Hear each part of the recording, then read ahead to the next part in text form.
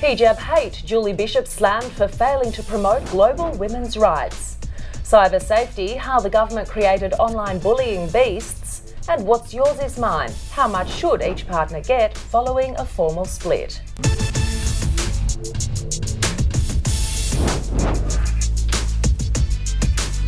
Hello and welcome to Backlash, the show where opinions matter the most and controversy is king. And with me in the studio each week are the women who say it how it is. Rendezvous editor Sarah Lamarquand and news.com.au's Melissa Hoyer. Ladies, a very warm welcome to you both. Let's get straight into our first topic for this week. And Foreign Minister Julie Bishop has been slammed for donning a headscarf or hijab during her historical visit to Iran. Many are extremely disappointed our nation's most senior female leader didn't take a stronger stance on the issue.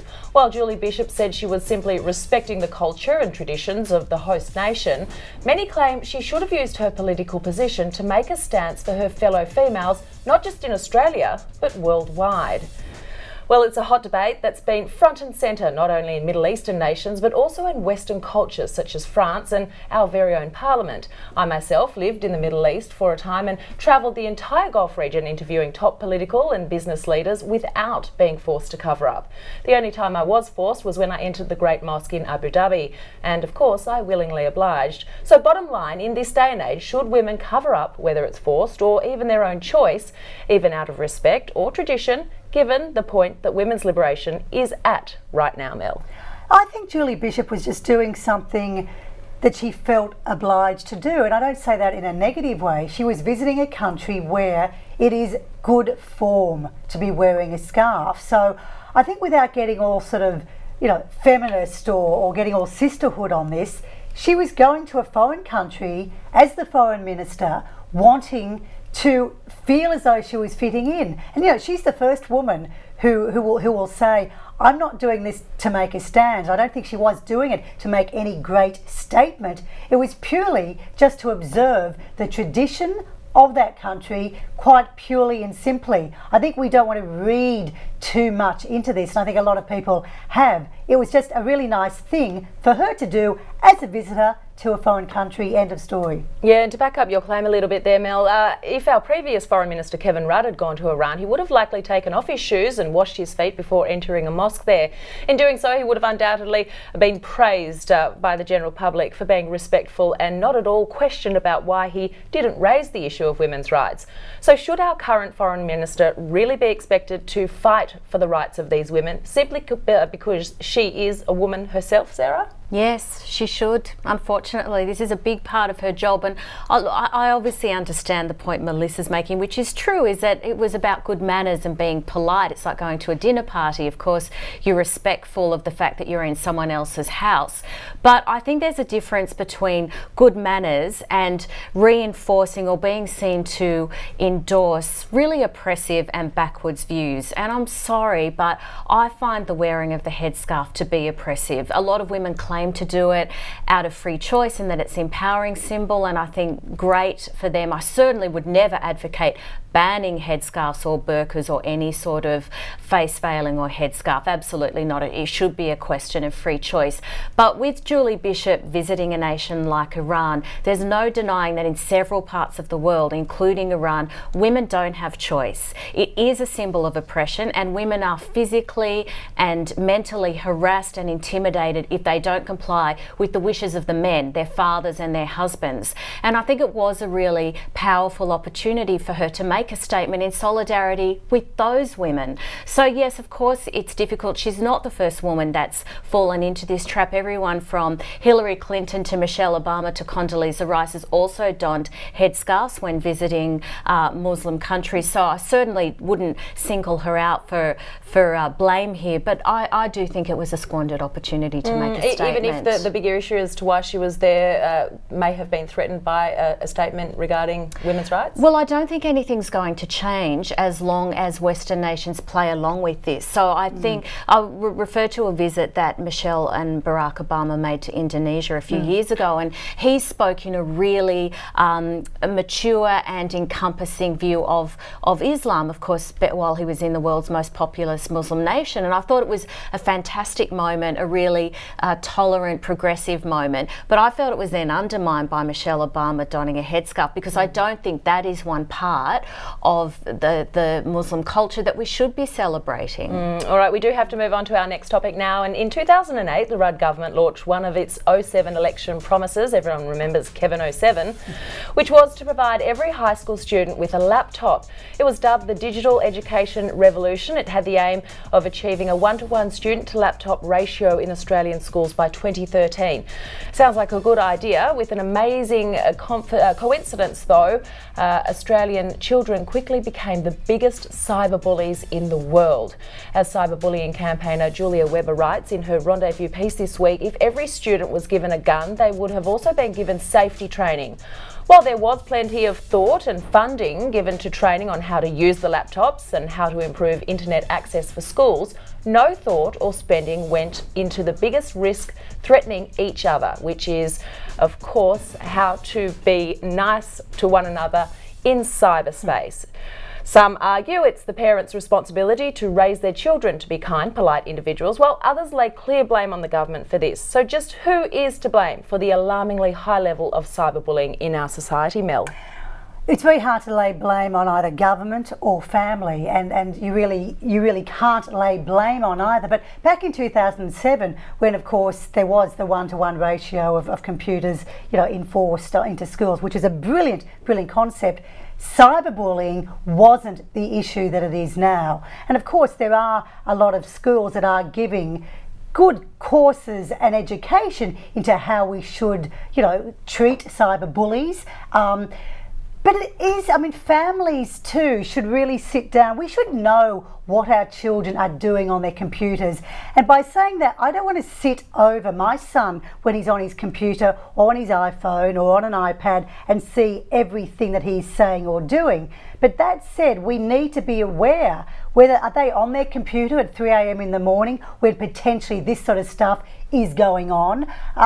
You can't sit over your children 24/7, there's no question, but you do have to instill in them the way to act on the internet, the way to act when you are using a device. So it's a combination of learning at home and of course at school, but I don't think the government at all is to wholly and solely to blame. They got the computers into the schools, fantastic, because we need technology in schools, but they weren't. There's no way they knew that cyberbullying was going to be the beast that it has become.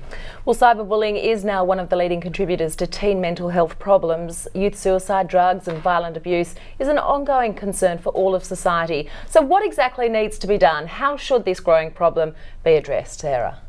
Well, in this piece that Julia Weber wrote for Rendezvous, she says that it's about taking it seriously, that proper cyberbullying training needs to be implemented as part of the school program and it should become part of the national syllabus, but also that there should be support systems set in place for teenagers who are experiencing cyberbullying. I think we're dealing with a very transformative time, of course, and I think some of the older generation, maybe some of the parents whose children are experiencing cyberbullying might fail to understand it because they think, well, it's not the same as physical bullying. They're not coming home with bruises and scars. I can't physically see it, so I don't really see, that whole sticks and stones, words can't hurt you metaphor.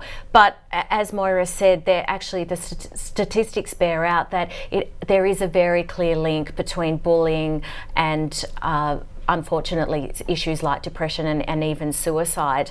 I think it's just that 24/7 nature. I'm not saying anything here that is profound, but I recently was talking to a friend who has a teenage daughter, and she was just she had a meltdown one night and they couldn't get to the bottom of what it was, and then the next day she was fine again, and we were talking about it and I said, well, maybe it was a friendship thing, and they were saying yes, she was in a room and I think she saw something on Facebook and it sent her down into this big spiral. And I just think that's so hard to police, because I know all of us would have experienced taunts and bullying in varying degrees at school, but at least it didn't follow you home at 9 o'clock at night. The bullies get to be invisible in a way, which is very different to schoolyard bullying back in our day. Exactly, and as soon as you then say to your kids, I noticed on your Facebook page, blah, blah, said this. It's like, well, why are you looking at my Facebook page? So it's very hard. You don't want to be too intrusive, but you still have to be very aware. Yes. All right, our last topic of the week now, and a long-awaited family court ruling now means that very, very, very rich husbands who split from their wives cannot expect to retain the lion's share of the matrimonial assets because they were the ones that made the money. The court says the fact the parties find themselves in the upper echelons of wealthy Australians says nothing about the contributions each of them made during the course of a lengthy marriage to the acquisition or conservation of their wealth. Now, while many Australian women pride themselves on being educated and actively involved in the workforce, many women still choose to rely solely on their husbands from a financial point of view. Depending on your own circumstances, your view on this will vary dramatically. Some say this is a win for women. Others simply argue it promotes dependence on men. What's your view, Sarah?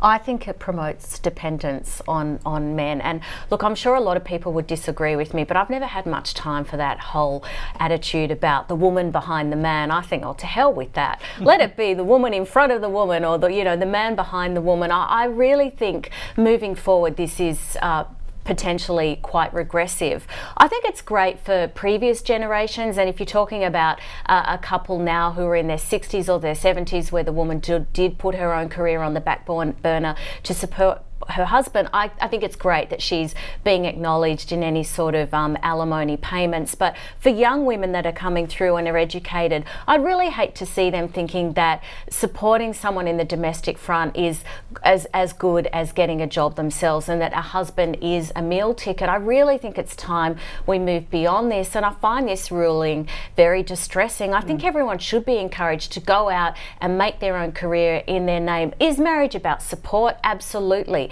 And of course, most people, male or female, would say that they can't succeed without that support on the home front, but I don't think it should become a paid profession in itself. All right, well, the gold digger is a centuries-old label usually given to beautiful, uneducated women who prey on rich men to secure a better lifestyle. Some say modern-day examples might include Anna Nicole Smith.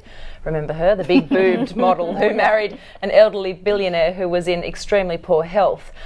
The same could be said about the girlfriend of our very own Jeffrey Edelston. Marriages of convenience have been accepted in society for years, so why exactly are they copping so much flack these days, Mel? But I mean, I think as Sarah said, that whole idea of using a husband as your financial plan or a wife as your financial plan is just so old school. You know, it's not anything that has ever sort of entered my mind or my equation.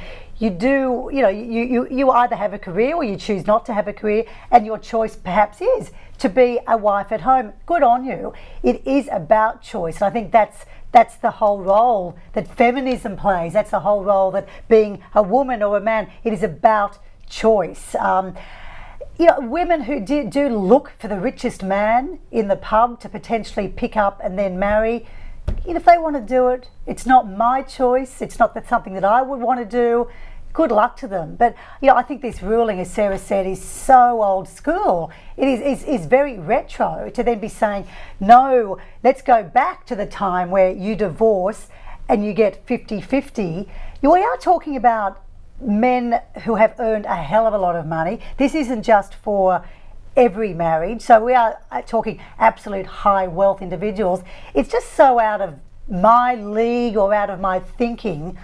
I don't really want to think too much about it, to be honest. Yeah. All right. Well, before we end up, let's think about how bad this actually looks. This week's shock frock, and of course the outfit deemed the worst, has to go to Kylie Jenner, who for some reason thought wearing this little number was a good idea.